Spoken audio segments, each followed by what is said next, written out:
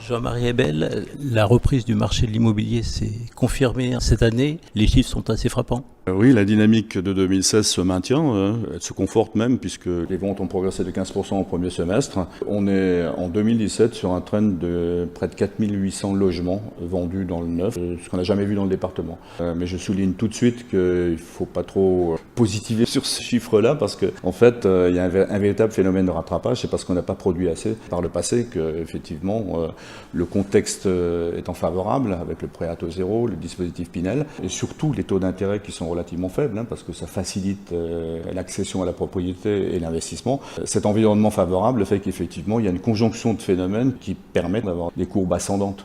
Les prix, eux, sont restés relativement stables.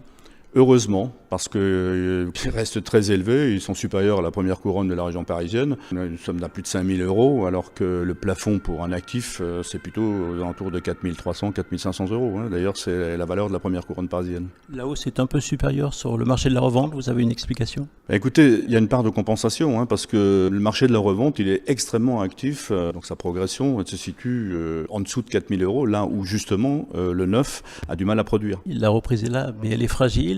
Le gouvernement a reporté ses annonces à la semaine prochaine.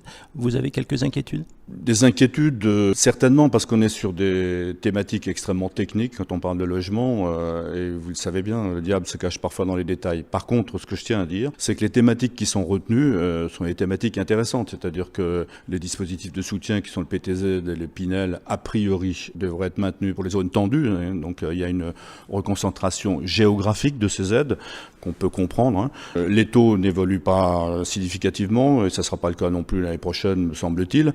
Donc les conditions restent favorables pour soutenir la demande.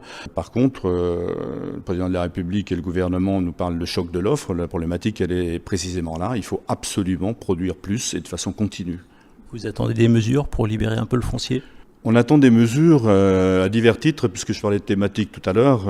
On parle effectivement de faciliter l'instruction des permis de construire, notamment on parle de dématérialisation. À l'époque de la digitalisation, ça me paraît effectivement une idée intéressante. On parle de lutter plus significativement contre les recours, parce que quand vous additionnez le délai d'instruction d'un permis plus les recours, malheureusement vous vous retrouvez très souvent avec des cycles de production qui dépassent 5 ans.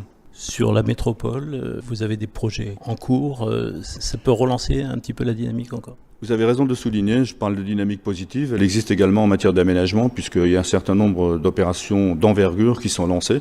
Heureusement, je dirais, parce que le besoin il est criant. Je pense notamment pour les plus récentes au macro-lot de Nice Méridia, qui répond bien effectivement à ces préoccupations, y compris pour créer un véritable pôle de centralité pour la métropole. Donc voilà, on avance là-dessus. Également la ZAC de la Villette à Cagnes-sur-Mer, qui est tout à fait significative. Et en plus, ce sont des opérations qui sont entreprises véritablement dans l'esprit d'un projet de territoire, c'est-à-dire avec une mixité de fonctions. Des opérations où le logement n'est pas oublié, bien au contraire.